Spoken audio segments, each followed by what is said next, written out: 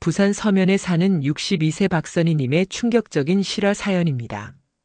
그날 밤 장롱 깊숙한 곳에서 낡은 공책을 꺼내 들었어요. 삐걱거리는 나무 소리와 함께 먼지가 팔팔 날렸지만 저는 개의치 않았어요. 그 공책에는 지난 15년간 제가 당한 모든 일들이 빼곡히 적혀 있었거든요. 정화가 저를 무시한 날짜, 남편이 저를 외면한 순간들, 그리고 제가 흘린 눈물의 기록까지요. 저는 떨리는 손으로 마지막 페이지를 넘기며 속으로 다짐했어요. 이제 모든 걸 끝낼 때가 왔다고요. 제가 준비한 복수는 그들이 상상도 못할 만큼 치밀했거든요. 이야기는 이제 시작됩니다. 빗방울이 낡은 지붕을 두드리는 소리에 저는 눈을 떴어요. 어둑한 방 안에서 남편의 코 고는 소리만 들렸고 저는 조용히 이불을 걷어내고 일어났어요. 부엌으로 향하는 복도는 삐걱거렸고 오래된 나무 냄새가 코끝을 스쳤어요. 저는 습관처럼 가스레인지에 불을 켜고 물을 올렸어요. 그때 거실에서 정화의 목소리가 들려왔어요. 어머니, 오늘 은행 가세요. 진명의 이전 서류 가져가야 해요. 저는 손이 덜덜 떨렸어요. 아직 아침도 안 됐는데 벌써 그런 이야기를 하다니요. 저는 찻잔을 들고 거실로 나갔어요. 정화는 소파에 앉아 스마트폰을 보고 있었고 남편은 신문을 펼친 채 아무 말도 하지 않았어요. 정화야, 그 이야기는 나중에 하자. 저는 최대한 차분하게 말했지만 정화는 저를 째려봤어요. 어머니, 언제까지 미룰 거예요? 이 집 관리비며 세금이며 다 제가 내고 있잖아요. 명의도 당연히 제 걸로 바뀌어야죠. 저는 가슴이 답답했어요. 이 집은 제가 젊은 시절 마트에서 몸고생하며 모은 돈으로 마련한 거였거든요. 남편은 여전히 신문만 보고 있었고 저는 속으로 분노가 끓어올랐어요. 그 돈 내는 것도 원래 내 의무 아니냐? 이 집에서 살면서 공짜로 지내려고. 제 목소리가 날카로워졌어요. 정화는 비웃듯이 웃었어요. 어머니, 현실을 좀 보세요. 어머니가 벌어들이는 돈이 얼마나 돼요? 동네 가게에서 하루 종일 일해봤자 용돈도 안 되잖아요. 저는 주먹을 꽉 쥐었어요. 정화의 말이 칼처럼 가슴을 찔렀거든요. 맞는 말이었지만 그렇게 대놓고 무시당하니 참을 수가 없었어요. 남편은 여전히 신문에서 눈을 떼지 않았어요. 저는 그런 남편을 보며 더욱 서러웠어요. 결혼 30년 동안 이런 식이었거든요. 갈등이 생기면 언제나 모른 척하고 중요한 순간마다 저를 혼자 내버려 뒀어요. 저는 부엌으로 돌아가서 찬장문을 쾅 닫았어요. 그릇들이 덜걱거렸지만 신경 쓰지 않았어요. 정화의 말이 머릿속에서 맴돌았거든요. 현실을 보라고요?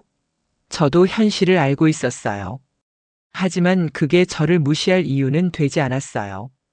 오후에 저는 동네 가게로 출근했어요. 김 사장님은 언제나처럼 친절하게 맞아주셨지만 저는 마음이 무거웠어요. 계산대에 앉아 손님들을 응대하면서도 계속 정화의 말이 떠올랐어요. 그때 가게 문이 열리며 낯익은 남자가 들어왔어요. 저는 깜짝 놀랐어요. 김태훈이었거든요. 젊은 시절 같은 동네에 살던 친구였는데 20년 넘게 만나지 못했던 사람이었어요. 선이야? 정말 너구나. 태우는 반가워하며 다가왔어요. 저는 어색하게 웃으며 인사했어요. 태훈아, 어쩐 일이야? 이 동네에 웬일이야? 근처에 일이 있어서 왔다가 우연히 봤어. 여기서 일해? 저는 고개를 끄덕였어요. 태훈은 잠깐 망설이더니 조용히 말했어요. 나중에 시간 있을 때 차나 한잔하자. 할 이야기가 있어. 저는 뭔지 모를 불안감이 들었지만 고개를 끄덕였어요. 태우는 음료수 하나를 사고 나갔어요. 저는 그의 뒷모습을 보며 이상한 기분이 들었어요. 마치 운명처럼 다시 만난 것 같았거든요. 집에 돌아왔을 때 정화는 거실에서 전화 통화를 하고 있었어요. 네, 맞아요. 진명에 이전하려고요. 시어머니가 계속 미루고 계셔서요. 저는 현관에서 그 말을 듣고 온몸이 떨렸어요. 정화는 제가 없는 사이에 벌써 누군가와 상의를 하고 있었던 거예요. 저는 신발도 제대로 벗지 못하고 거실로 뛰어들었어요. 정화야, 누구랑 통화하는 거야? 정화는 놀란 듯 전화를 끊었어요. 그리고는 태연하게 말했어요. 부동산 중개사요. 집 시세나 알아보려고요. 저는 어이가 없었어요. 제 허락도 없이 이미 알아보고 있었다니요. 너 정말 이런 식으로 하려고? 저는 목소리를 높였어요. 정화도 맞서며 일어났어요. 어머니, 언제까지 이런 식으로 살 거예요? 현실적으로 생각해 보세요. 어머니 나이에 이런 큰 집 관리할 수 있어요? 저는 할 말을 잃었어요. 정화의 말에는 논리가 있었지만 그래도 제 집이었거든요. 저는 눈물이 날 것 같았지만 참았어요. 울면 더 약해 보일 것 같았거든요. 그날 밤 저는 잠을 이룰 수가 없었어요. 정화의 말들이 계속 맴돌았고 남편의 무관심이 더욱 서러웠어요. 저는 조용히 침대에서 일어나 장롱으로 갔어요. 그리고 깊숙한 곳에서 낡은 공책을 꺼냈어요. 그 공책에는 지난 15년간 제가 당한 모든 일들이 적혀 있었어요. 정화가 처음 이 집에 와서 저를 무시한 날부터 남편이 제 편을 들어주지 않은 순간들까지요. 저는 펜을 들고 오늘 일어난 일도 꼼꼼히 적었어요. 그리고 마지막에 이렇게 썼어요. 이제 더 이상 참지 않겠다고. 언젠가는 모든 것을 되찾을 거라고요. 저는 공책을 덮으며 속으로 다짐했어요. 정화가 저를 얕보고 있지만 저도 만만한 사람이 아니라고요. 아침 햇살이 먼지 낀 유리창을 통해 들어왔을 때 저는 이미 부엌에서 아침을 준비하고 있었어요. 어젯밤 거의 잠을 못 잤지만 습관처럼 몸이 움직였거든요. 냉장고에서 김치를 꺼내는데 정화가 부엌으로 들어왔어요. 어머니, 오늘 꼭 은행 가세요. 더 미루면 안 되니까요. 정화의 목소리는 단호했어요. 저는 김치통을 식탁에 놓으며 대답했어요. 그 이야기 그만하자. 아침부터 기분 나빠. 그런데 정화는 포기하지 않았어요. 오히려 더 강하게 나왔어요. 어머니, 저도 참을 만큼 참았어요. 이 집 관리비, 세금, 수리비 다 제가 내고 있는데 명의는 왜 안 바꿔주세요? 저는 가스레인지 불을 끄며 정화를 돌아봤어요. 그 순간 정화의 표정에서 뭔가 다른 걸 느꼈어요. 평소와 달리 너무 절박해 보였거든요. 정화야, 혹시 다른 이유라도 있는 거야? 정화는 잠깐 당황하는 듯 했지만 곧 고개를 저었어요. 무슨 다른 이유요? 그냥 정리하고 싶은 거예요. 저는 뭔가 수상하다는 생각이 들었어요. 정화가 이렇게까지 집 명의에 신경 쓰는 게 단순히 정리 차원은 아닌 것 같았거든요. 하지만 더 묻기 전에 남편이 부엌으로 들어왔어요. 아침 됐어? 남편은 여전히 아무것도 모르는 척 했어요. 저는 밥을 퍼주면서 속으로 화가 났어요. 이런 중요한 일에 왜 관심도 없는 건지요. 오후에 저는 가게로 갔어요. 그런데 태훈이 또 나타났어요. 이번에는 커피를 들고 와서 계산대 앞에 앉았어요. 선이야, 어제 약속한 이야기 좀 하자. 저는 주변을 둘러보며 조용히 말했어요. 여기서 하기엔. 태훈은 고개를 끄덕였어요. 그럼 가게 문 닫고 나서 잠깐만. 중요한 이야기야. 저는 태훈의 진지한 표정을 보며 불안해졌어요. 대체 무슨 이야기인지 궁금했지만 동시에 무서웠어요. 저녁 시간이 되어 가게 문을 닫았을 때 태훈은 약속대로 나타났어요. 우리는 가게 앞 벤치에 앉았어요. 가로등 불빛 아래서 태훈의 얼굴이 더욱 진지해 보였어요. 선이야, 내 며느리 정화 말인데. 태훈이 정화 이름을 꺼내자 저는 깜짝 놀랐어요. 정화를 어떻게 알아? 태훈은 잠깐 망설이더니 말했어요. 내가 은행에서 일했잖아. 퇴직하기 전까지 대출 업무 담당이었어. 정화가 몇 번 은행에 왔었거든. 저는 가슴이 두근거렸어요. 뭔가 중요한 이야기가 나올 것 같았거든요. 정화가 무슨 대출을 받으려고 했는데 담보로 내 집을 넣으려고 했어. 그때는 명의가 너 거라서 안 됐지만 저는 충격을 받았어요. 정화가 제 집을 담보로 대출을 받으려고 했다니요. 그게 언제 일이야? 작년 말쯤이었어. 꽤 큰 금액이었거든. 2억 정도? 저는 앉아 있을 수가 없었어요. 벌떡 일어서서 태훈을 봤어요. 2억? 그게 무슨 돈이야? 태훈도 심각한 표정으로 말했어요. 그건 나도 몰라. 하지만 정화가 지금도 그 계획을 포기하지 않은 것 같아. 내 집 명의를 자기 걸로 바꾸려고 하는 거 보니까 말이야. 저는 머리가 어지러웠어요. 지금까지 정화가 집 명의 이전을 요구한 이유가 단순히 정리 차원이 아니었던 거예요. 제 집을 담보로 돈을 빌리려는 속셈이었던 거죠. 태훈아, 이 일을 왜 나한테 말해주는 거야? 태훈은 제 손을 잡으며 말했어요. 우리가 예전에 얼마나 친했는데. 내가 고생하는 걸 그냥 볼 수 없어서. 그리고 태훈은 잠깐 머뭇거리더니 계속했어요. 정화가 다른 사람들한테도 내 집 이야기를 하고 다니더라. 곧 자기 집이 될 거라고. 저는 온몸이 떨렸어요. 정화가 벌써 다른 사람들한테까지 그런 이야기를 하고 다녔다니요. 저는 분노와 배신감이 동시에 밀려왔어요. 집에 돌아가는 길에 저는 계속 생각했어요. 정화의 진짜 목적을 알게 된 지금 어떻게 해야 할지 막막했거든요. 하지만 동시에 분명해진 것도 있었어요. 절대 정화 뜻대로 할 수는 없다는 거였어요. 집에 들어서니 정화는 거실에서 TV를 보고 있었어요. 평소와 다름없는 모습이었지만 이제는 그 모든 게 가식으로 보였어요. 어머니, 내일은 꼭 은행 가실 거죠? 정화가 다시 그 이야기를 꺼냈을 때 저는 최대한 침착하게 대답했어요. 알겠어. 내일 가볼게. 정화는 만족스러워했어요. 하지만 저는 속으로 다른 계획을 세우고 있었어요. 은행에 가서 명예 이전 서류를 준비하는 게 아니라 정화가 무슨 일을 꾸미고 있는지 알아보려고 했거든요. 그날 밤 저는 다시 공책을 꺼냈어요. 그리고 태훈에게 들은 이야기를 자세히 적었어요. 정화가 제 집을 담보로 2억을 빌리려 했다는 사실, 다른 사람들한테 곧 자기 집이 될 거라고 떠벌리고 다닌다는 사실까지요. 저는 펜을 놓으며 속으로 다짐했어요. 이제 정화의 속셈을 알았으니 저도 대비책을 세워야겠다고요. 태훈이 도와주겠다고 했으니 혼자가 아니라는 생각에 조금 용기가 났어요.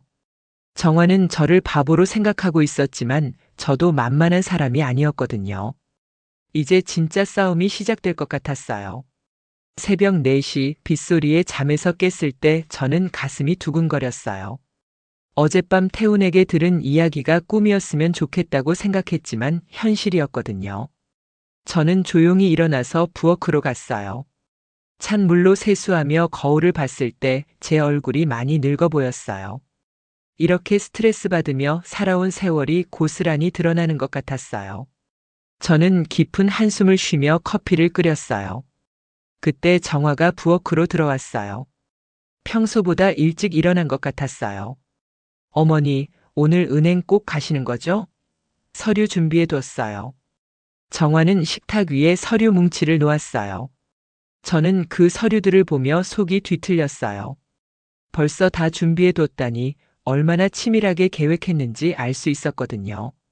정화야, 그런데 왜 이렇게 급하게 명예 이전을 하려고 하는 거야? 저는 일부러 모르는 척하며 물어봤어요.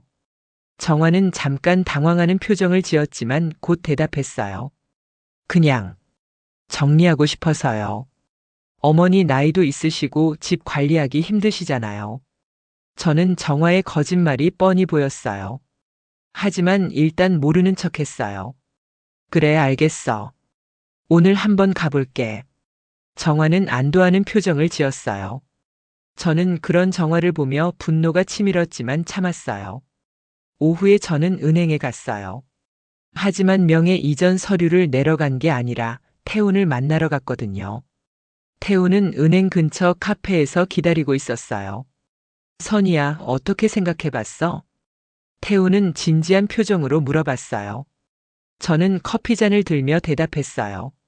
정화 계획을 막아야겠어. 하지만 어떻게 해야 할지 모르겠어. 태훈은 고개를 끄덕이며 말했어요. 일단 명예 이전은 절대 하지 마. 그리고 정화가 정확히 무슨 일로 돈이 필요한지 알아봐야 해. 어떻게? 태우는 잠깐 생각하더니 말했어요. 내가 아는 사람이 있어. 정화 주변을 좀 알아볼 수 있을 거야. 시간이 좀 걸리겠지만 저는 태훈의 말에 희망을 느꼈어요. 혼자서는 할 수 없는 일이었거든요. 태훈아, 정말 고마워. 하지만 괜찮을까? 너한테 피해가 갈까봐. 태훈은 제 손을 잡으며 말했어요. 무슨 소리야? 우리가 얼마나 친한 사이인데. 그리고 이건 정의로운 일이야. 저는 태훈의 따뜻한 마음에 눈물이 날 뻔했어요. 이렇게 제 편이 되어주는 사람이 있다는 게 얼마나 든든한지 몰랐거든요. 집으로 돌아가는 길에 저는 작은 가게에 들러 공책을 하나 더 샀어요. 앞으로 정화의 모든 행동을 더 자세히 기록해둘 생각이었거든요. 집에 도착했을 때 정화는 현관에서 저를 기다리고 있었어요. 어머니, 은행 다녀오셨어요? 서류 처리 잘 됐죠? 정화의 눈이 반짝였어요. 저는 최대한 자연스럽게 대답했어요. 응, 다녀왔어. 그런데 서류에 문제가 좀 있다고 하더라. 몇 가지 더 준비해야 한대. 정화의 얼굴이 순간 굳었어요. 무슨 문제요? 그냥 복잡한 절차가 있다고 하더라. 시간이 좀 더 걸릴 것 같아. 정화는 명백히 실망한 표정이었어요. 저는 그런 정화를 보며 속으로 쾌감을 느꼈어요. 그날 저녁 남편과 정화, 저는 함께 저녁을 먹었어요. 평소와 다름없는 모습이었지만 저는 계속 정화를 관찰했어요. 정화는 계속 휴대폰을 보며 누군가와 메시지를 주고받고 있었어요. 정화야, 누구랑 이야기하는 거야? 저는 일부러 물어봤어요. 정화는 깜짝 놀라며 휴대폰을 뒤집었어요. 그냥, 친구요. 저는 정화의 당황한 모습을 보며 확신했어요. 분명 돈 문제와 관련된 이야기를 하고 있었을 거예요. 며칠 후 태훈에게서 전화가 왔어요. 선이야, 만날 수 있어? 중요한 정보를 알아냈어.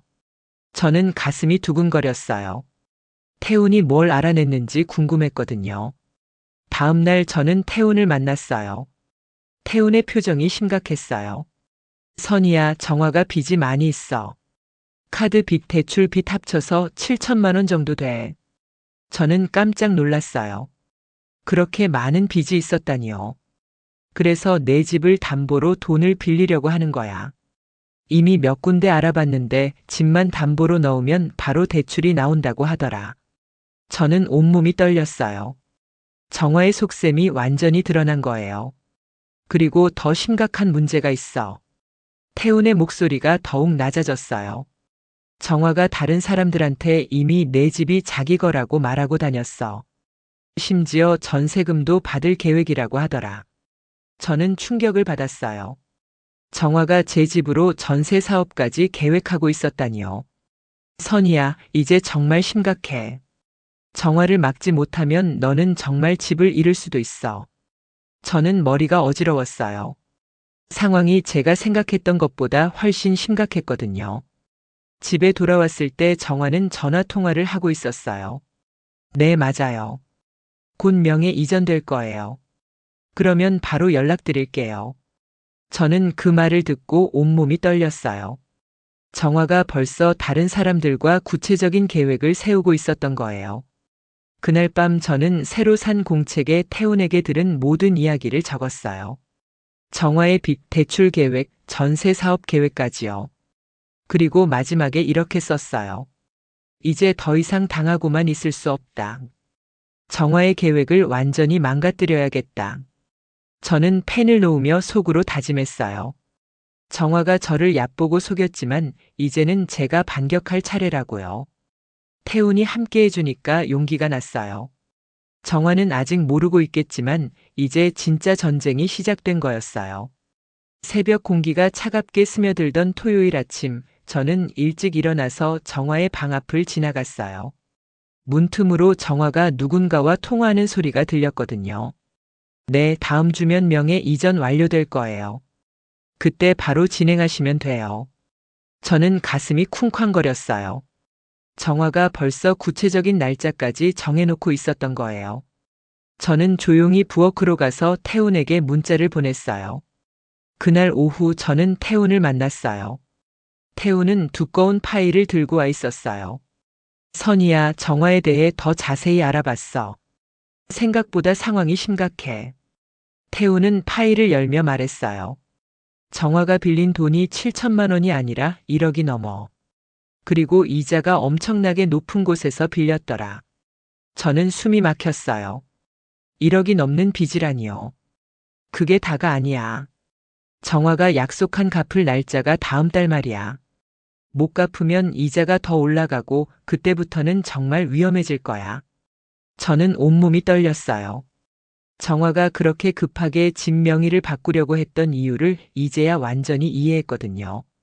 선이야, 그리고 이것도 봐. 태우는 사진 몇 장을 꺼냈어요. 정화가 다른 사람들과 만나는 모습이었어요.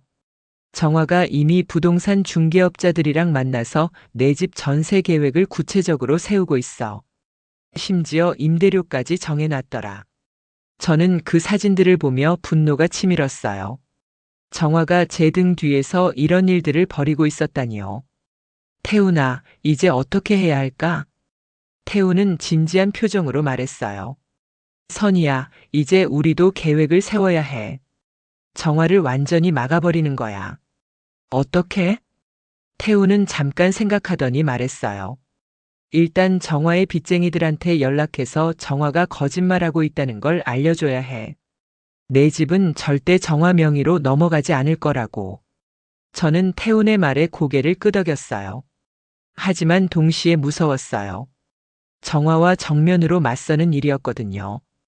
그리고 또 하나, 정화의 모든 계획을 가족들 앞에서 폭로해야 해. 내 남편도 더 이상 모른 척할 수 없게 만들어야 해. 저는 태훈의 말을 들으며 마음이 복잡했어요. 하지만 이제 선택의 여지가 없었어요. 정화를 막지 못하면 정말 모든 걸 잃을 수도 있었거든요. 집으로 돌아가는 길에 저는 마음을 다잡았어요. 이제 진짜 싸움이 시작될 거였어요. 정화는 아직 제가 모든 걸 알고 있다는 사실을 모르고 있었지만 곧 알게 될 거였어요. 집에 들어서니 정화는 거실에서 노트북을 보고 있었어요. 화면에는 부동산 사이트가 떠 있었고 제 집과 비슷한 매물들을 보고 있었어요. 어머니, 은행 서류 언제쯤 준비되나요? 계속 미루시면 안 되는데요. 정화의 목소리에는 조급함이 섞여 있었어요. 저는 최대한 태연하게 대답했어요. 다음 주 정도면 될 것 같아. 왜 그렇게 급해? 정화는 잠깐 당황하는 듯 했지만 곧 대답했어요. 그냥 빨리 정리하고 싶어서요. 저는 정화의 거짓말을 들으며 속으로 비웃었어요. 이제 며칠만 더 기다리면 모든 게 드러날 거였거든요. 그날 밤 저는 태훈과 세운 계획을 공책에 자세히 적었어요. 정화의 빚쟁이들 연락처, 폭로할 증거들, 그리고 구체적인 실행 날짜까지요. 월요일 아침 저는 정화가 외출한 틈에 태훈에게 전화했어요. 태훈아, 시작하자. 오늘부터 계획을 실행해. 저는 떨리는 목소리로 말했어요. 태훈은 확신에 찬 목소리로 대답했어요. 알았어, 선이야. 이제 정화가 무슨 짓을 했는지 다 밝혀낼 거야. 저는 전화를 끊고 깊은 숨을 쉬었어요. 드디어 반격이 시작되는 거였어요. 그날 오후 태훈은 정화가 돈을 빌린 곳에 전화를 걸었어요. 그리고 정화가 담보로 제시한 집이 사실은 정화 소유가 아니라는 사실을 알려줬어요. 저녁이 되자 정화의 휴대폰이 계속 울렸어요. 정화는 점점 불안한 표정을 지었어요. 어머니, 명예 이전 서류 내일 꼭 처리해 주세요. 정말 급해요. 정화의 목소리에는 절박함이 가득했어요. 저는 그런 정화를 보며 속으로 만족감을 느꼈어요. 정화야, 왜 그렇게 급한 거야? 혹시 다른 이유라도 있는 거야? 저는 일부러 더 캐물었어요. 정화는 당황하며 고개를 저었어요. 아, 아니에요. 그냥 빨리 정리하고 싶어서요. 저는 정화의 떨리는 목소리를 들으며 이제 정말로 몰리기 시작했다는 걸 알았어요. 화요일 아침 정화는 더욱 초조해했어요. 휴대폰이 계속 울렸지만 받지 못하고 있었거든요. 어머니, 오늘 당장 은행 가세요. 더 이상 미룰 수 없어요. 정화가 소리를 질렀을 때 저는 더 이상 참을 수 없었어요. 정화야, 너 지금 무슨 짓을 하고 있는 거야? 제 목소리도 높아졌어요. 정화는 깜짝 놀라며 저를 봤어요. 무슨 말씀이세요? 너 내 집을 담보로 돈 빌리려고 했지? 내가 다 알고 있어. 저는 드디어 모든 걸 폭로했어요. 정화의 얼굴이 새하얗게 변했어요. 어떻게? 너 1억 넘는 빚이 있는 거 맞지? 그래서 내 집 명의를 내 걸로 바꿔서 돈 빌리려고 했던 거잖아. 정화는 아무 말도 못했어요. 그때 남편이 부엌으로 들어왔어요. 무슨 일이야? 왜 이렇게 시끄러워? 저는 남편을 돌아보며 말했어요. 당신도 들어봐. 정화가 우리 집을 담보로 1억 넘는 돈을 빌리려고 했어. 그래서 집 명의를 자기 걸로 바꾸려고 했던 거야. 남편의 얼굴도 굳어졌어요. 정화는 계속 아무 말도 못하고 있었어요. 정화야, 이게 사실이야? 남편이 정화에게 물었을 때 정화는 울음을 터뜨렸어요. 죄송해요. 정말 급한 일이 있어서. 저는 정화의 울음에도 전혀 동정심이 생기지 않았어요. 오히려 더욱 화가 났거든요. 급한 일? 도박 빚 갚는 게 급한 일이야? 정화가 고개를 들어 저를 봤어요. 눈물 범벅이 된 얼굴로요. 어떻게 그것까지? 저는 정화를 째려보며 말했어요. 내가 바보인 줄 알았지? 너 하는 짓을 내가 다 알고 있었어. 그 순간 저는 15년 동안 쌓인 분노가 모두 폭발하는 걸 느꼈어요. 이제 정화의 모든 계획이 무너지기 시작할 거였어요. 수요일 새벽 문 두드리는 소리에 저는 잠에서 깼어요. 시계를 보니 새벽 5시였어요. 저는 급하게 일어나서 현관으로 갔어요. 문 밖에서 낯선 남자 목소리가 들렸거든요. 정화 씨 계시죠? 나와서 이야기 좀 합시다. 저는 가슴이 쿵쾅거렸어요. 정화의 빚쟁이들이 찾아온 것 같았거든요. 정화는 방에서 나와서 창문으로 밖을 내다봤어요. 그리고는 새하얗게 질렸어요. 어머니, 저 사람들 그냥 보내주세요. 제가 처리할게요. 정화가 떨리는 목소리로 말했어요. 하지만 저는 문을 열지 않았어요. 정화야, 내가 만든 일이니까 내가 해결해. 저는 냉정하게 말했어요. 정화는 울상을 지으며 애원했어요. 어머니, 제발요. 조금만 도와주세요. 하지만 저는 단호했어요. 정화가 제 집을 팔아먹으려고 했는데 왜 제가 도와줘야 하는지 이해할 수 없었거든요. 밖에서 목소리가 더 커졌어요. 정화 씨, 어제 약속한 대로 오늘까지 돈 준비했죠? 나와서 이야기합시다. 정화는 완전히 패닉 상태가 됐어요. 손을 부들부들 떨면서 저한테 매달렸어요. 어머니, 정말 죽을 것 같아요. 집 명의만 바꿔주시면 모든 게 해결돼요. 저는 정화를 뿌리치며 말했어요. 안 돼. 절대 안 돼. 내 집은 내 것이야. 그때 남편이 나왔어요. 남편은 상황을 파악하고 나서 정화에게 말했어요. 정화야, 이게 도대체 어떻게 된 일이야? 정화는 울면서 대답했어요. 아버지, 사업이 잘못돼서 빚이 생겼어요. 조금만 도와주시면 다 갚을 수 있어요. 하지만 남편도 이번에는 단호했어요. 집 명의는 안 돼. 다른 방법을 찾아봐. 정화는 절망적인 표정을 지었어요. 밖에서는 계속 문을 두드리는 소리가 들렸어요. 그때 저는 태훈에게 전화를 걸었어요. 태훈아, 정화 빚쟁이들이 우리 집 앞에 와 있어. 어떻게 하지? 태훈은 침착하게 대답했어요. 경찰한테 신고해. 그리고 정화한테 말해. 더 이상 내 집과는 상관없는 일이라고. 저는 태훈의 조언대로 112에 신고했어요. 얼마 후 경찰이 와서 상황을 정리했어요. 빚쟁이들은 떠났지만 정화는 완전히 무너진 상태였어요. 오후에 저는 가게에 나갔어요. 그런데 동네 사람들이 웅성거리고 있었어요. 아, 선희 씨 며느리가 빚이 많다면서요? 네, 맞아요. 2억 넘는다고 하던데? 저는 깜짝 놀랐어요. 벌써 소문이 동네에 퍼진 거였어요. 아마 태훈이 의도적으로 알렸을 수도 있었어요. 선희 씨, 괜찮으세요? 집까지 빼앗길 뻔했다면서요? 동네 사람들이 걱정스럽게 물어봤어요.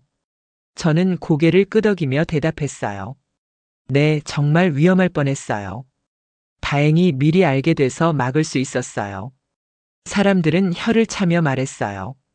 그런 며느리를 어떻게 믿고 살았어요? 정말 무서운 세상이에요. 저는 사람들의 말을 들으며 묘한 기분이 들었어요. 정화가 동네에서 완전히 매장되는 느낌이었거든요. 저녁에 집에 돌아왔을 때 정화는 방에서 나오지 않았어요. 남편은 거실에서 심각한 표정으로 앉아 있었어요. 여보, 정화 문제 어떻게 할 거야? 남편이 저에게 물었어요. 저는 단호하게 대답했어요. 모르겠어. 정화가 알아서 해결해야 할 문제야. 우리가 도와줄 이유 없어. 그런데 정화는 남편이 말을 하려다 멈췄어요. 저는 남편을 째려보며 말했어요. 당신도 이제 와서 정화 편 들 거야? 우리 집 팔아먹으려고 했는데? 남편은 아무 말도 못했어요. 저는 그런 남편을 보며 실망했어요. 이런 중요한 순간에도 여전히 우유부단했거든요. 목요일 아침 정화가 짐을 싸고 있었어요. 저는 정화 방 앞을 지나가며 슬쩍 봤어요. 정화야, 어디 가는 거야? 정화는 눈물을 글썽이며 대답했어요. 친정으로 가요. 더 이상 여기 있을 면목이 없어요. 저는 정화의 말에 별다른 감정이 들지 않았어요. 오히려 잘 됐다고 생각했거든요. 그래, 그게 좋겠어. 내 문제는 내가 알아서 해결해. 정화는 저를 원망스럽게 봤지만 아무 말도 하지 않았어요. 이제 와서 뭘 말해도 소용없다는 걸 알았을 거예요. 정화가 떠난 후 집안이 조용해졌어요.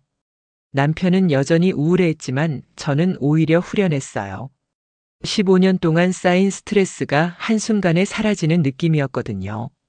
오후에 태훈이 집으로 찾아왔어요. 선희야, 정화 일 어떻게 됐어? 저는 태훈에게 상황을 설명했어요. 태훈은 안도하며 말했어요. 다행이야.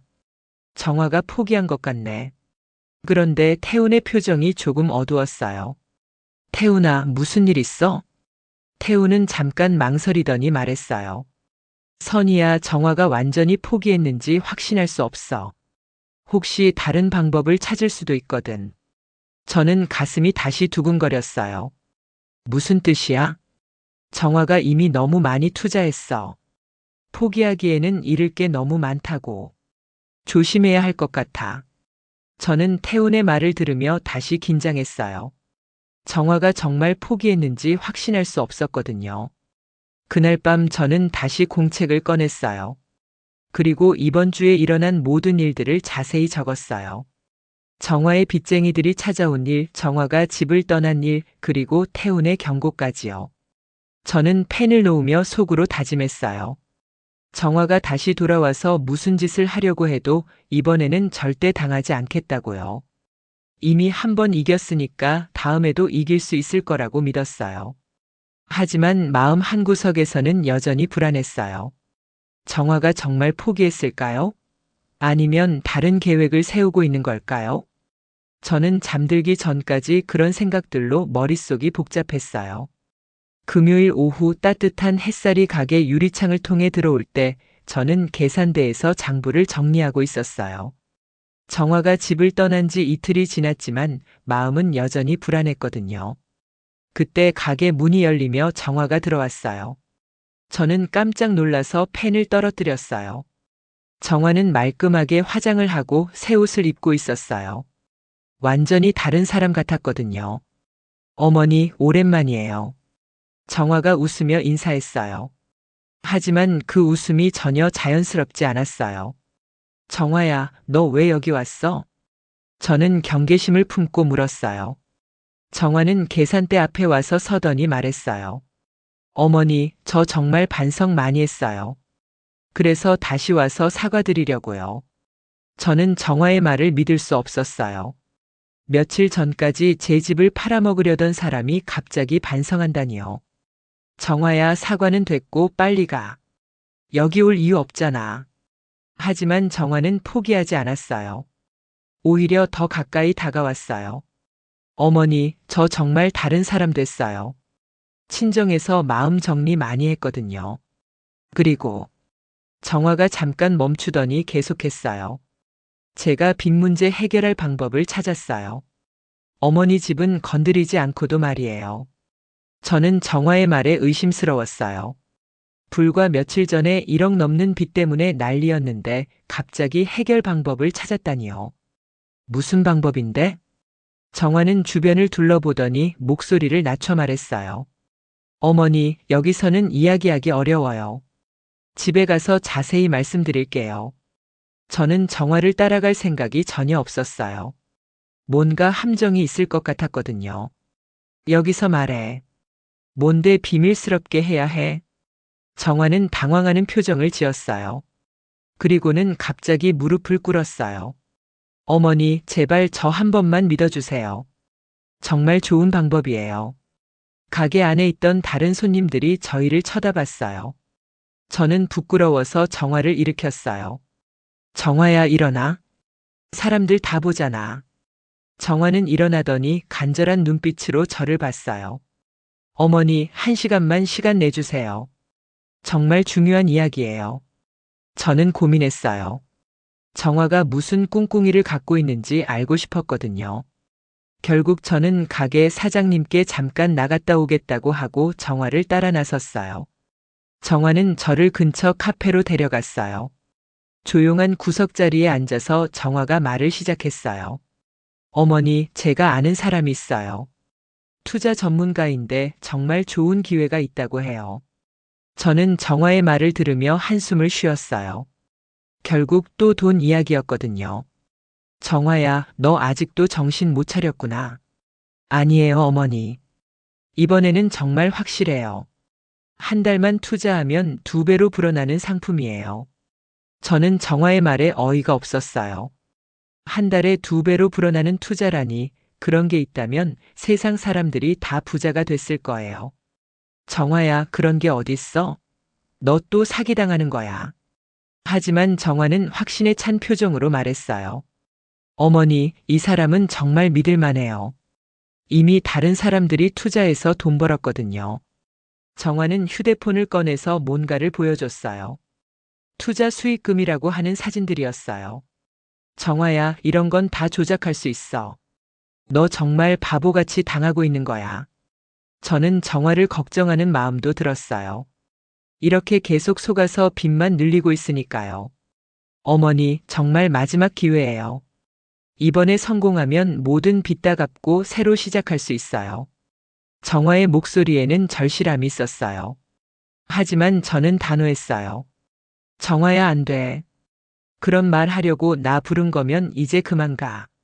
저는 일어서려고 했어요. 그런데 정화가 제 손목을 잡았어요. 어머니, 잠깐만요. 사실 투자하려면 담보가 필요해요. 집 명의만 잠깐 빌려주시면. 저는 정화의 말을 듣고 화가 치밀었어요. 결국 또 제 집을 노리고 있었던 거예요. 정화야, 너 지금 또 그런 소리 하는 거야? 제 목소리가 커져서 카페 안이 조용해졌어요. 다른 손님들이 저희를 쳐다봤어요. 어머니, 조용히 해주세요. 사람들이 봐요. 정화가 당황하며 말했어요. 하지만 저는 이미 참을성이 바닥났어요. 뭐? 조용히 하라고? 너 지금 또 내 집 팔아먹으려고 하는데? 저는 더 큰 소리로 말했어요. 정화는 얼굴이 빨개졌어요. 어머니, 제발. 안 돼. 절대 안 돼. 너 정신 차려. 저는 정화를 두고 카페를 나왔어요. 정화가 뒤따라왔지만 저는 돌아보지 않았어요. 어머니, 잠깐만요. 정화가 소리쳤지만 저는 계속 걸었어요. 정화가 정말 끝까지 제 집을 포기하지 않는다는 걸 확실히 알았거든요. 집에 도착했을 때 남편이 거실에서 TV를 보고 있었어요. 저는 가방을 던지며 말했어요. 여보, 정화가 또 왔어. 또 집 이야기 하더라. 남편은 놀란 표정으로 저를 봤어요. 정화가 뭐라고 했어? 저는 남편에게 정화와 있었던 일을 모두 말했어요. 투자 이야기, 담보 이야기까지요. 남편의 얼굴이 점점 굳어졌어요. 그런데 그때 문 밖에서 정화 목소리가 들렸어요. 어머니, 어머니, 문 열어주세요. 정화가 집까지 따라온 거였어요. 저는 현관문을 꽉 잠그고 대답하지 않았어요. 어머니, 제발 한 번만 더 기회 주세요. 정말 마지막이에요. 정화가 문을 두드리며 소리쳤어요. 이웃들이 나와서 구경하기 시작했어요. 남편이 문 쪽으로 가더니 말했어요. 정화야, 그만하고 들어가. 이웃들 다 보잖아. 아버지, 아버지라도 저 좀 도와주세요. 정말 죽을 것 같아요. 정화의 목소리가 점점 절규에 가까워졌어요. 저는 그런 정화가 전혀 불쌍하지 않았어요. 자업자득이었거든요. 그때 태훈이 나타났어요. 아마 이웃이 연락했나 봤어요. 정화 씨, 그만하세요. 이렇게 해서는 안 되죠. 태훈이 정화를 말렸어요. 정화는 태훈을 보더니 갑자기 화를 냈어요. 당신이 누군데 끼어들어요? 이건 우리 가족 일이에요. 태훈은 침착하게 대답했어요. 선희 씨 친구예요. 그리고 당신이 하는 일이 잘못된 거라고 생각해서요. 정화는 태훈을 째려보더니 저에게 소리쳤어요. 어머니, 이 사람이 어머니한테 무슨 말 했죠? 저를 나쁘게 만들려고 한 거죠? 저는 더 이상 참을 수 없어서 문을 열었어요. 정화야, 그만해. 내가 한 짓을 다른 사람 탓으로 돌리지 마. 정화는 제가 나타나자 다시 무릎을 꿇었어요. 어머니, 제발요. 정말 마지막이에요. 이번에 안 되면 저 정말 죽어요. 주변에 모인 이웃들이 웅성거렸어요. 저런, 뭔 일이래? 며느리가 왜 저래? 저는 부끄러웠지만 더 이상 숨길 수도 없었어요. 이 사람이 우리 집 팔아서 도박 빚 갚으려고 했어요. 2억 넘는 빚이 있대요. 이웃들이 충격을 받으며 수군거렸어요. 2억?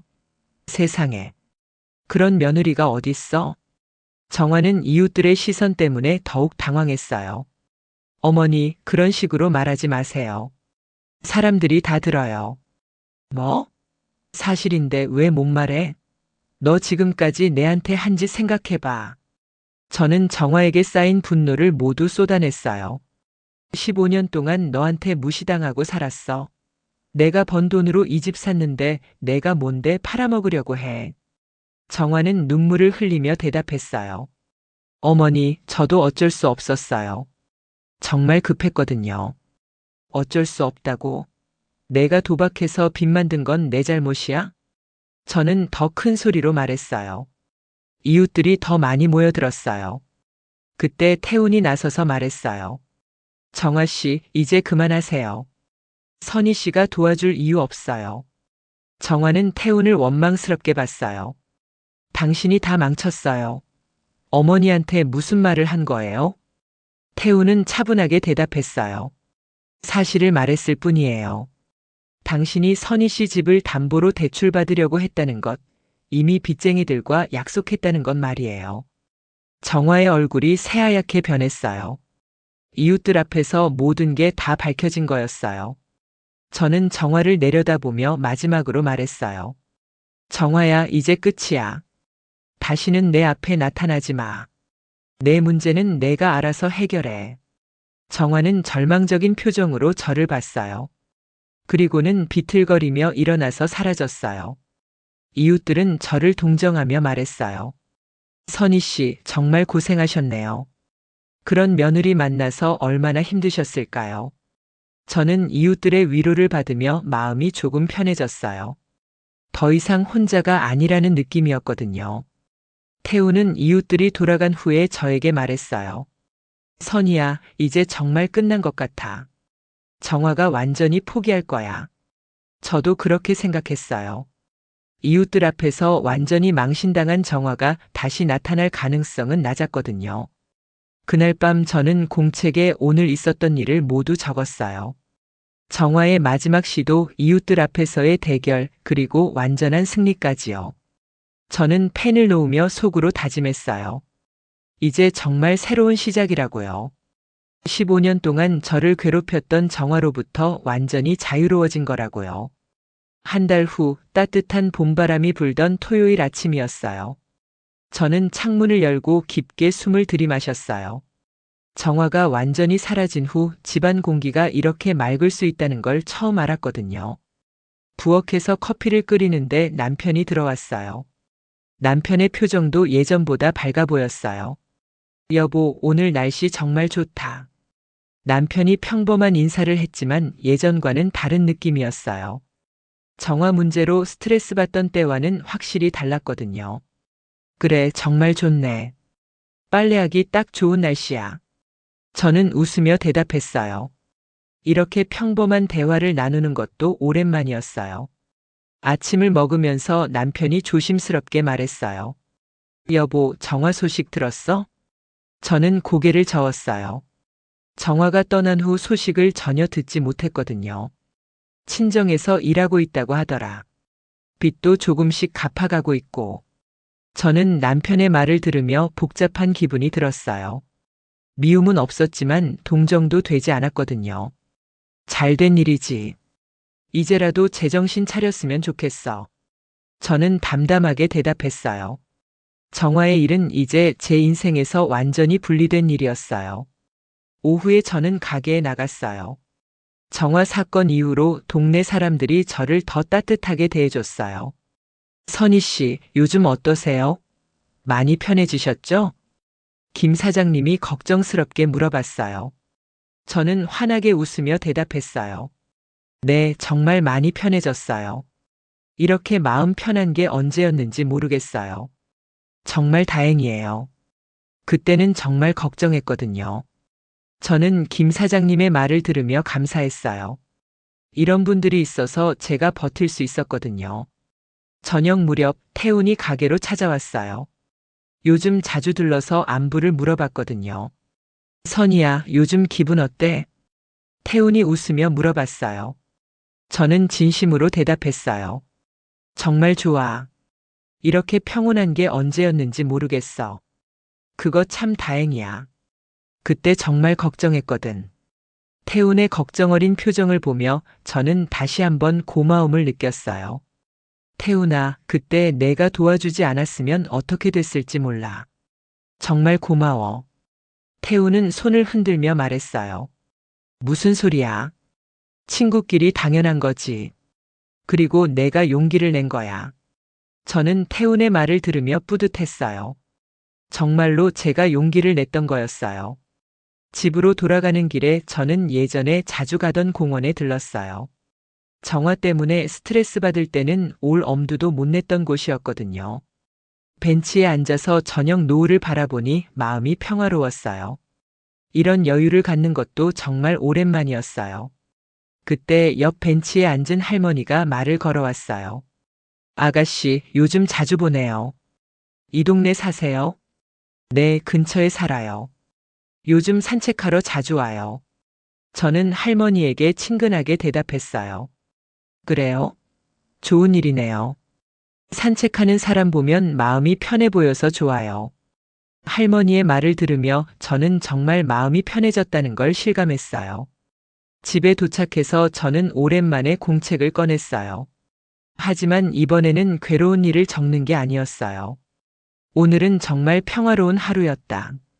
정화 없는 삶이 이렇게 좋을 줄 몰랐다. 앞으로는 정말 제 인생을 살아갈 수 있을 것 같다. 저는 이렇게 적으며 미소를 지었어요. 이제는 정말 새로운 시작이었거든요. 며칠 후 저는 결심을 하고 머리를 새로 했어요. 15년 만에 처음으로 파마를 했거든요. 거울을 보니 확실히 달라 보였어요. 얼굴도 밝아지고 자신감도 생긴 것 같았어요. 가게에 나갔을 때 김 사장님이 깜짝 놀라며 말했어요. 어머, 선희 씨. 머리 하니까 완전 달라 보이네요. 정말 예뻐지셨어요. 저는 부끄럽게 웃으며 대답했어요. 고마워요. 기분 전환하고 싶어서요. 정말 잘하셨어요. 이제 완전히 새 사람 같아요. 저는 김 사장님의 말을 들으며 정말 새 사람이 된 기분이었어요. 저녁에 남편도 제 변화를 알아봤어요. 여보, 머리 했구나. 정말 좋은데? 남편의 칭찬을 듣는 것도 오랜만이었어요. 정화 문제로 시끄러울 때는 이런 여유가 없었거든요. 그래, 기분 전환하고 싶어서. 어때? 정말 좋아. 요즘 표정도 많이 밝아졌어. 남편의 말을 들으며 저는 정말 변했다는 걸 느꼈어요. 한 달이 더 지나자 저는 새로운 계획을 세웠어요. 그동안 정화 때문에 못했던 일들을 하나씩 해보고 싶었거든요. 먼저 오랫동안 연락하지 못했던 친구들에게 전화를 걸었어요. 영희야, 나야. 선희. 어머, 선희야. 오랜만이다. 어떻게 지냈어? 친구의 반가운 목소리를 들으니 마음이 따뜻해졌어요. 응, 잘 지내. 요즘 마음이 많이 편해져서 연락했어. 그래? 무슨 좋은 일 있었어? 저는 친구에게 간단히 상황을 설명했어요. 친구는 제 편이 되어줬어요. 정말 잘한 거야. 그런 며느리는 당연히 내보내야지. 친구들과 연락하면서 저는 제가 얼마나 외로웠는지 깨달았어요. 정화 때문에 사람들과의 관계도 소홀히 했었거든요. 저는 이제 정말 자유로웠어요. 정화의 눈치를 보지 않고 제가 하고 싶은 대로 살 수 있게 된 거였어요. 어느 날 저는 태훈과 함께 오랜만에 영화를 보러 갔어요. 젊은 시절처럼 편하게 시간을 보냈거든요. 선희야, 정말 많이 달라진 것 같아. 태훈이 영화관을 나오며 말했어요. 그래? 어떻게? 표정도 밝아지고 말하는 것도 자신감 있어졌어. 예전의 내 모습 같아. 태훈의 말을 들으며 저는 정말 예전에 제가 돌아온 것 같았어요. 그날 밤 저는 마지막으로 공책에 글을 적었어요. 이제 정말 끝이다. 정화에게 당했던 15년의 세월이 끝났다. 앞으로는 정말 제 인생을 살겠다. 누구에게도 휘둘리지 않고 당당하게 살겠다. 저는 공책을 덮으며 깊은 숨을 쉬었어요. 이제 정말 새로운 인생이 시작되는 거였어요. 몇 주 후 저는 작은 변화를 만들었어요. 거실 가구를 새로 배치하고 오래된 커튼도 바꿨어요. 집안 분위기가 완전히 달라졌거든요. 남편도 제 변화에 동참했어요. 둘이서 함께 집을 정리하고 오랜만에 대화도 많이 했어요. 여보, 이제 정말 우리 둘만의 시간이네. 남편이 웃으며 말했어요. 저도 웃으며 대답했어요. 그래, 이제 정말 평화롭게 살 수 있을 것 같아. 저는 지난 15년의 고통이 헛되지 않았다고 생각했어요. 그 시간이 있었기 때문에 지금의 평화가 더욱 소중하게 느껴졌거든요. 이제 저는 정말 자유로웠어요. 누구의 눈치도 보지 않고 제가 원하는 대로 살 수 있게 된 거였어요. 정화가 저를 무시하고 괴롭혔지만 결국 이긴 건 저였어요. 제가 준비한 복수는 완벽했어요. 정화의 모든 계획을 무너뜨리고 정화를 완전히 몰락시켰거든요. 그리고 이제 저는 정말 새로운 인생을 시작할 수 있게 됐어요. 여러분도 비슷한 경험이 있다면 댓글로 나눠주세요. 구독과 좋아요는 따뜻한 이야기 제작에 큰 힘이 됩니다.